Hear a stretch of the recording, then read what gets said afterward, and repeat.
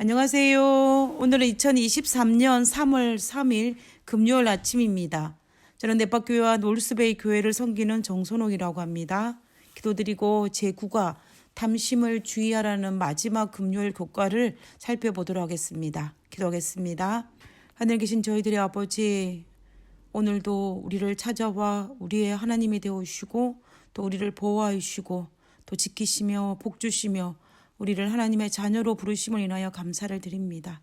아버지, 오늘 하루를 하나님의 자녀로 살 수 있는 특권을 허락하였사오니 아버지, 우리가 이 특권 안에서 그 특권을 누리며 살아갈 수 있는 저희들 될 수 있도록 주여 축복하여 주시옵소서.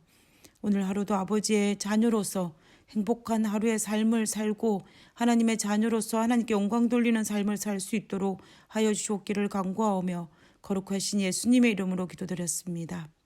아멘. 감사합니다. 우리는 이번 주에 탐심에 대해서 살펴보고 있습니다.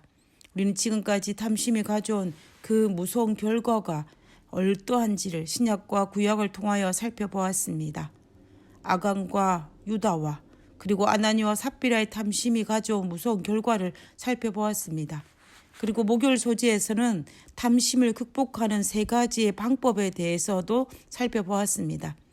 첫 번째는 결심하는 단계로서 내가 하나님의 자녀로서 남의 것을 탐하지 않겠다라는 결심이 첫 번째이고, 두 번째는 하늘의 도움을 구하는 매일의 기도요, 세 번째는 하나님과 교통하는 매일의 성경 공부라는 것을 우리가 살펴보았습니다. 이처럼 탐심은 작은 것에 출발하지만 점점 자라서 내 영혼을 좀먹는 순간까지도 가게 하는 것이 아주 무서운 것이 바로 이 탐심의 죄라는 것도 또한 살펴보았습니다. 탐심이라는 것은 내 것이 아닌 남의 것을 탐하는 것이라고 했습니다. 그것이 재물이며 내 것이 아닌 남의 재물을 얻기 위해서 온갖 수단과 방법을 동원하지 않는 죄를 지어 마침내 내 이웃의 소유를 탐하는 도둑질을 하는 것을 낫게 하는 것이 바로 탐심이고, 그리고 그것이 권력욕이라며 내 것이 아닌 남의 권력을 탐하기 위해서 온갖 술수를 다 동원하게 될 것이며 그것 또한 엄청난 죄악을 낳게 될 것입니다.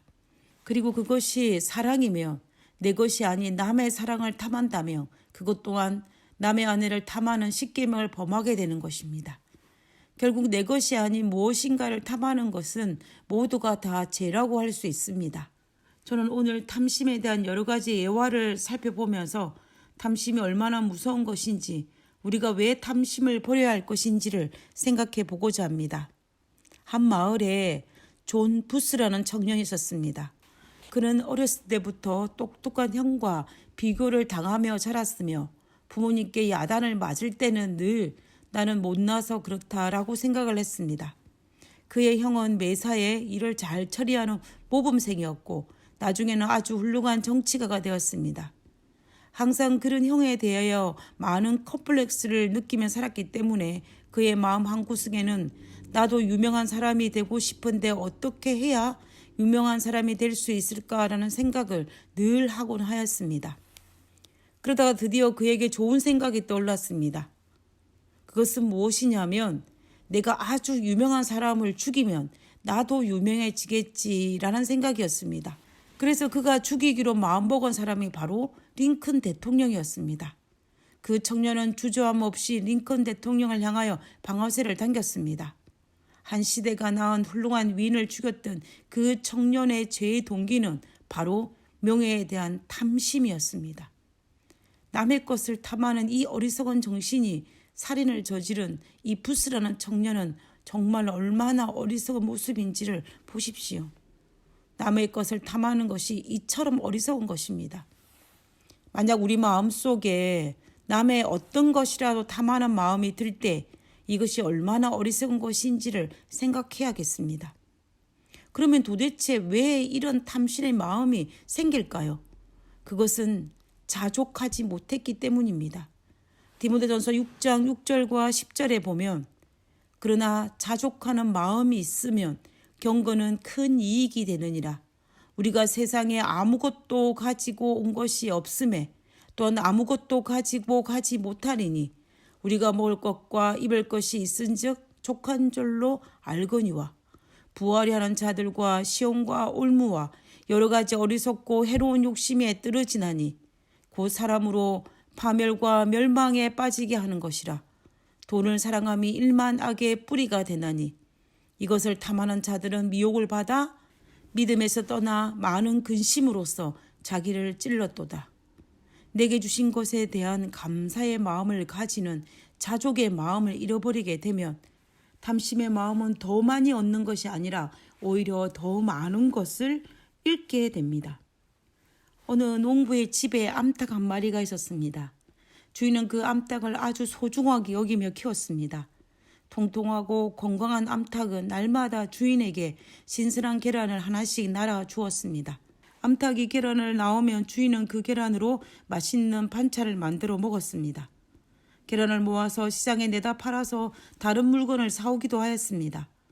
암탉이 낳은 달걀은 알이 크고 맛이 좋았기 때문에 특별히 비싼 값에 팔 수 있었습니다.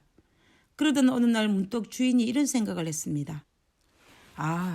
암탉이 계란을 하루에 한 번 낳으니까 계란 반찬을 하루에 한 번밖에 먹을 수 없고 며칠 동안 모아서 시장에 갖다 팔면 얼마 되지가 않아. 만약에 암탉이 알을 좀 더 많이 낳게 하는 방법이 없을까라는 생각이었습니다. 주인은 이런 생각을 하다가 좋은 생각이 났다고 자기 무릎을 치면서 조화를 했습니다. 그래, 먹이를 2배로 주면 달걀도 2배로 나을 거야. 그래서 주인은 암탉에게 먹이를 2배로 주었습니다.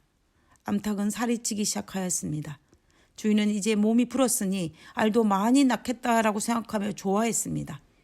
그런데 지나치게 살이 찐 암탉은 너무 살이 쪄서 하루에 한 해씩 낳던 달걀조차도 낳지 않게 되었습니다. 황금알을 낳은 거위에 관한 이야기도 마찬가지입니다. 어느 가난한 농부가 자기가 기르는 거위가 번쩍번쩍 빛나는 황금알을 낳는 것을 발견하였습니다. 너무 좋아서 믿을 수가 없을 정도였습니다. 거위는 다음 날도 그 다음 날도 황금알을 낳아 주었습니다. 농부는 매일 아침 일어나자마자 거위 우리로 달려가서 황금알을 차지하는 것이 그 일상의 가장 중요한 일이 되었습니다. 농부는 놀라울 만큼 굉장한 부자가 되었습니다. 그러나 재산이 늘어가면서 농부는 더욱 큰 욕심이 생겨나고 말았습니다. 농부는 매일 하나씩 낳는 황금알을 기다릴 수가 없어서 거위를 죽여 한꺼번에 모든 황금알을 얻고 싶은 욕망이 생겼습니다. 그래서 거위를 죽이고 배를 갈랐는데 뱃속에 황금알이 하나도 없었습니다.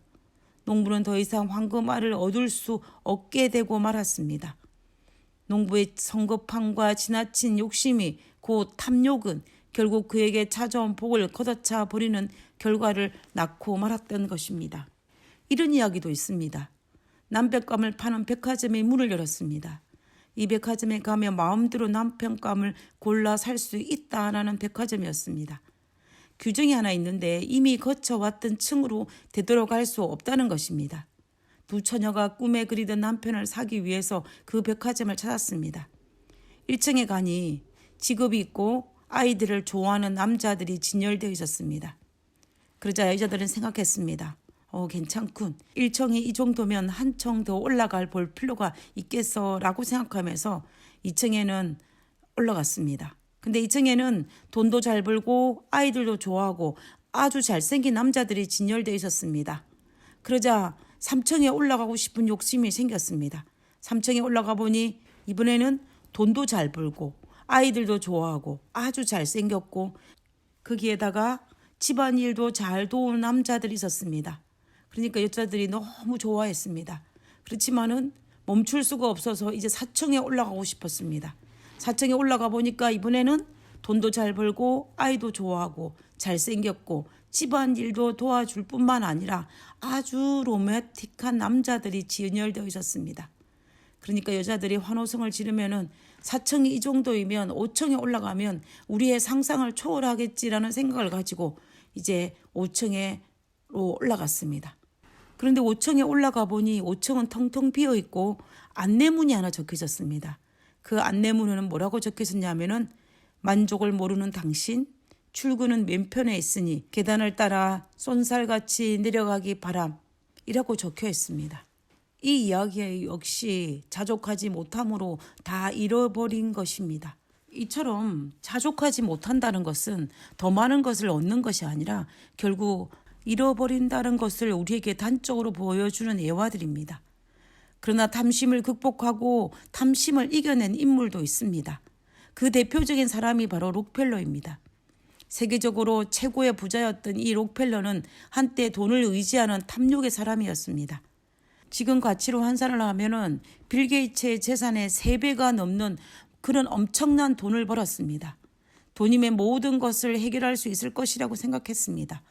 돈으로 행복해질 수 있다라고 믿었습니다. 그러나 그는 탐욕스러운 악덕 자본가로 비난을 받았습니다. 사람들은 그의 돈을 더러운 돈이라며 꾀리표를 붙여주었습니다. 온갖 편법과 불법을 저질렀고 뇌물과 리베이트 등 수단과 방법을 가리지 않고 검은 돈을 싹쓸이했다라고 합니다.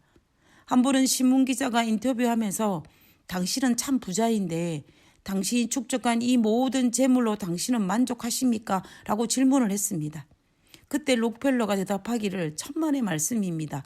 라고 대답했다고 합니다. 그러자 기자가 그러면 얼마나 더 가져야 만족하시겠습니까? 라고 하자 록펠러는 조금만 더 라고 대답했다라고 합니다. 그의 탐욕으로 그는 부자가 되었지만 수많은 사람이 죽고 눈물을 흘리며 고통을 당했습니다.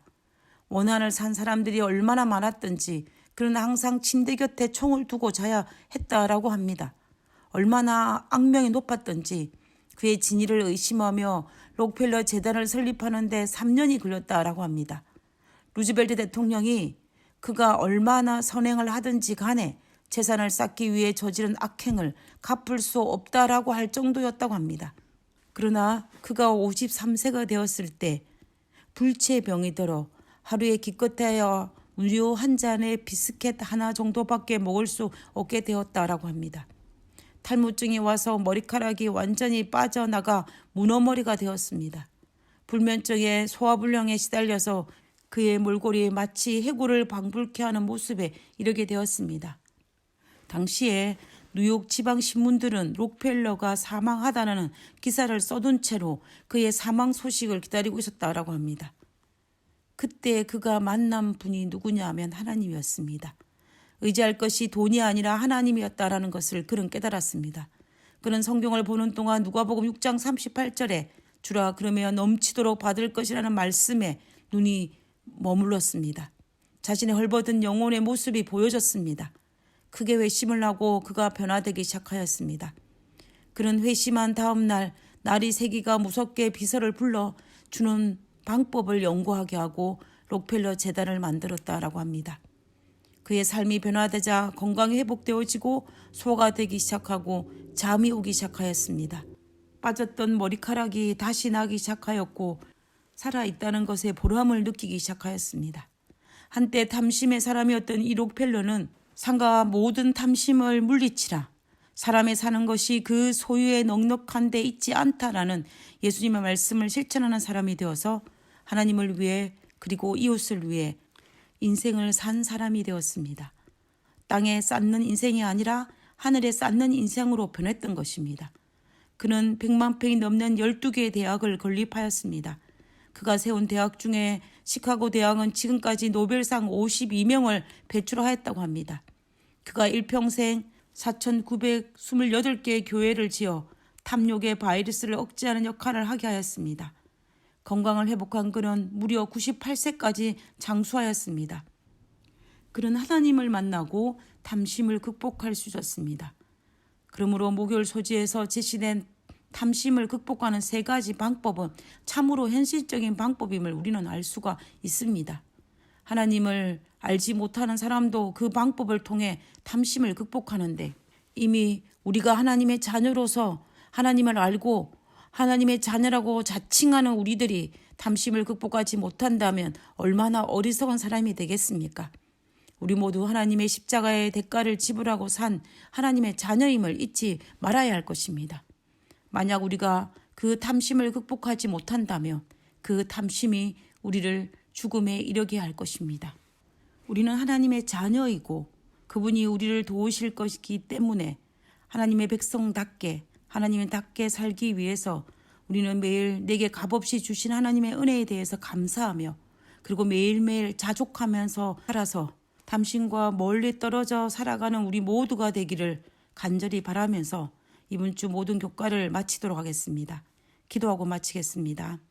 하늘에 계신 저희들의 아버지 하나님, 우리의 연약함을 아시는 하나님께서 우리를 도우사 우리가 하나님의 자녀로서 하나님께서 허락하신 마음이 아닌 탐심이 우리의 마음이 되지 않도록 우리를 돌보아 주시옵소서. 그래서 하나님의 자녀답게 자족하며 감사하며 하나님이 내게 주신 복을 매일매일 누리며 살 수 있도록 주여 도와주시옵소서. 오늘 하루도 하나님 안에서 감사와 찬양의 삶을 살게 하여 주옵기를 간구하며 거룩하신 예수님의 이름으로 기도드렸습니다. 감사합니다. 한 주일 잘 마무리하세요. 고맙습니다.